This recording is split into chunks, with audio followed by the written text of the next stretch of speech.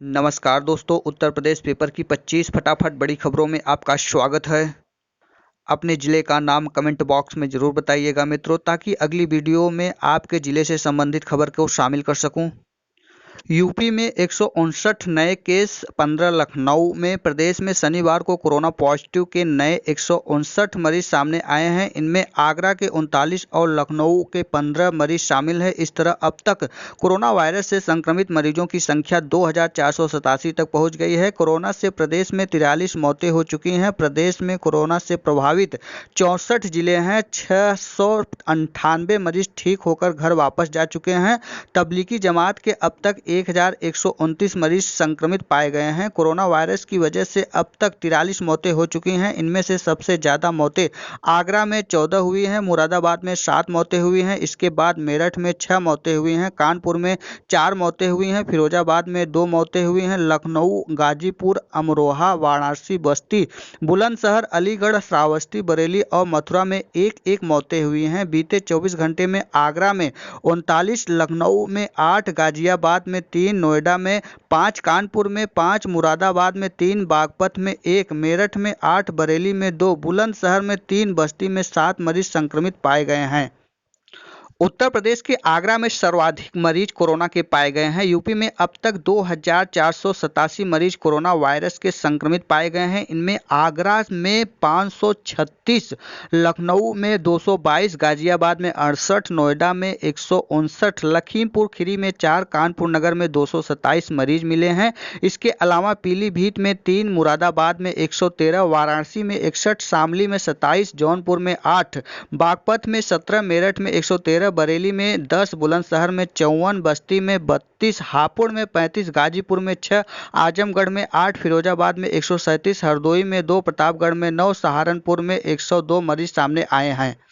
शाहजहांपुर में 1, बादा में 7, महाराजगंज में 7, हाथरस में 7, मिर्जापुर में 3, रायबरेली में 44, औरैया में 10, बाराबंकी में 1, कौशाम्बी में 2, बिजनौर में 34, सीतापुर में 20, प्रयागराज में 9, मथुरा में 22, बदायूं में 16, रामपुर में 25, मुजफ्फरनगर में 23, अमरोहा में 30, भदोही में 2, कासगंज में 3, इटावा में 2, संभल में 19, उन्नाव में 3, कन्नौज में 7, संत कबीर नगर में 27, मैनपुरी में 7, गोंडा में 3, मऊ में 1, एटा में 11, सुल्तानपुर में 3, अलीगढ़ में 41, श्रावस्ती में 6, बहराइच में 14, बलरामपुर में 1, अयोध्या में 1, जालौर में 4, झांसी में 9, गोरखपुर में 3, कानपुर देहात में 1, सिद्धार्थनगर में 2, देवरिया में 2 और महोबा में 2 मरीज संक्रमित पाए जा चुके हैं।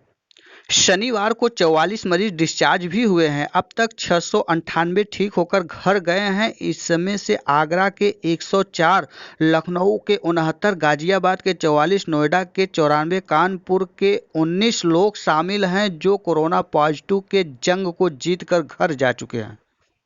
वहीं भारत में कोरोना की कहर के आंकड़ों की ओर नजर डालते हैं तो कुल 37,776 कोरोना पॉजिटिव मरीज पाए हैं, जिनमें से 1,223 लोगों की मौत हो चुकी है। 10,018 लोग स्वस्थ भी हो गए हैं और यह 24 घंटे में 2,411 मरीज कोरोना पॉजिटिव के पाए गए हैं।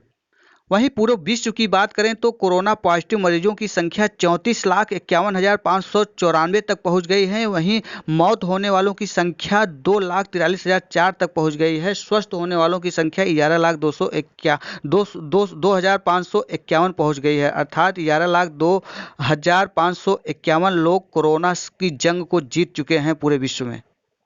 3 दिन तूफान व बारिश की चेतावनी। उत्तर भारत के कई राज्यों के लिए ऑरेंज अलर्ट जारी। भारी बारिश के साथ हो सकती है ओलावृष्टि भी। मई के पहले हफ्ते में 1 या 2 दिन तेज गर्मी के बाद उत्तर भारत के कई राज्यों में तेज हवाओं के साथ झमाझम बारिश हो सकती है। प्रयागराज शहर में 1, प्रतापगढ़ में 2 और संक्रमित मिले। लोकरगंज के संक्रमित की पत्नी की जांच रिपोर्ट पॉजिटिव आई। 11 साल की बच्ची समेत 2 लोग प्रतापगढ़ के भी पॉजिटिव मिले हैं। कोरोना संक्रमितों की संख्या अब बढ़ने लगी है। शनिवार को भी प्रयागराज में 1 महिला और प्रतापगढ़ में 2 लोग की जांच रिपोर्ट पॉजिटिव आई है।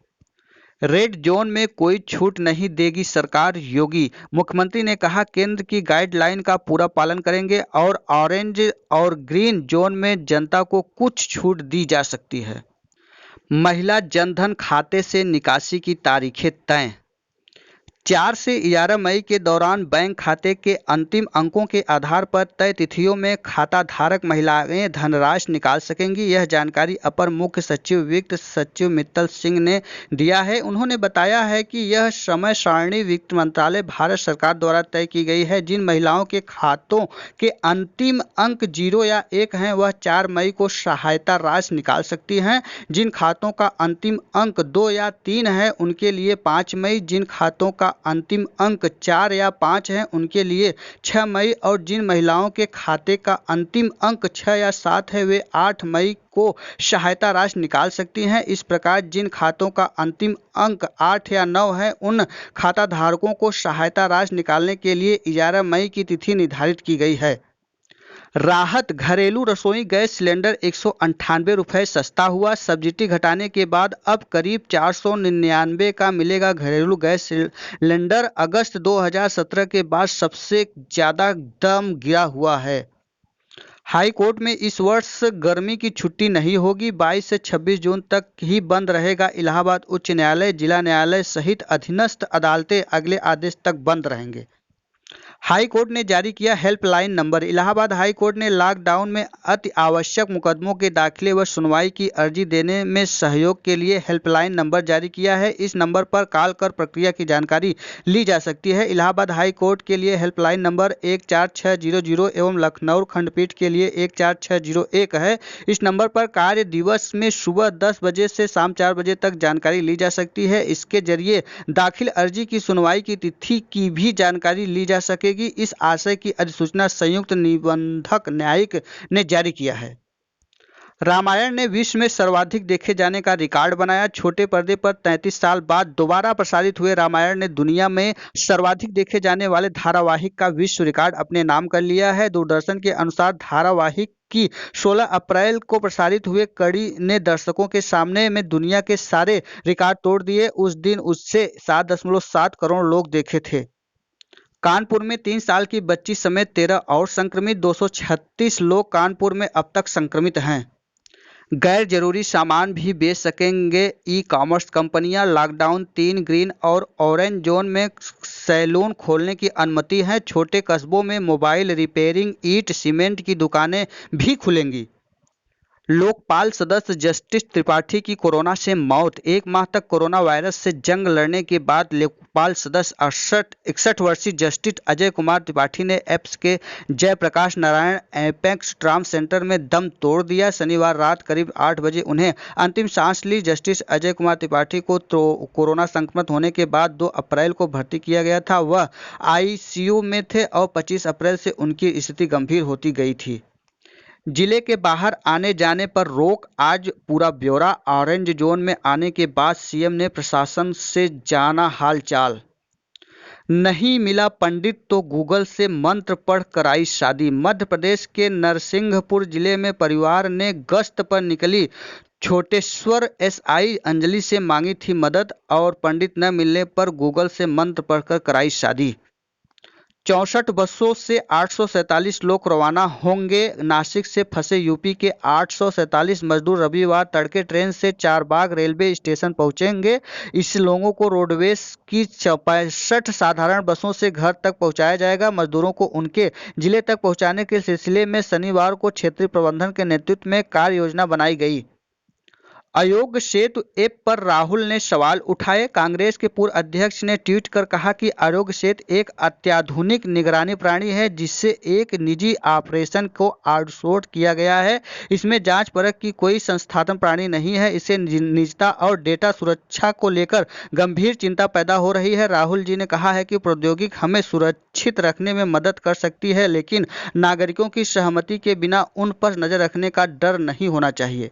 वाराणसी में 19 हॉट स्पॉट में 6 मरीज मिले हैं। सभी संक्रमित इलाकों में 4013 लोग हुई है जांच। गंभीर रूप से बीमार मिले सभी 6 लोगों को होम क्वारंटीन किया गया है।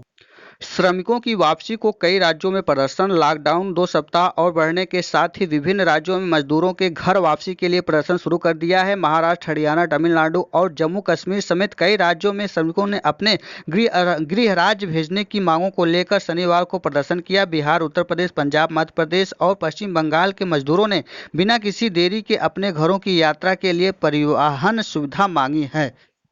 गाजीपुर में 101 मरीजों की जांच रिपोर्ट आई नेगेटिव। कोरोना संक्रमण को रोकने के लिए लॉकडाउन के बीच स्वास्थ्य महकमा की ओर से पूरी तैयारी की गई है। शनिवार को 32 मरीज का सैंपल जांच के लिए वाराणसी भेजा गया। अब तक 704 मरीजों का सैंपल जांच के लिए वाराणसी भेजा जा चुका है। इनमें से 195 मरीजों ने जांच रिपोर्ट का इंतजार हो रहा है। वहीं जिला अस्पताल में सामाजिक दूरी के नियमों का भी मरीजों के अनुपालन कराया जा रहा है। शुक्रवार की रात्रि को 101 मरीज की जांच रिपोर्ट नेगेटिव आने के बाद चिकित्सा अधिकारियों के बीच राहत की सांस ली।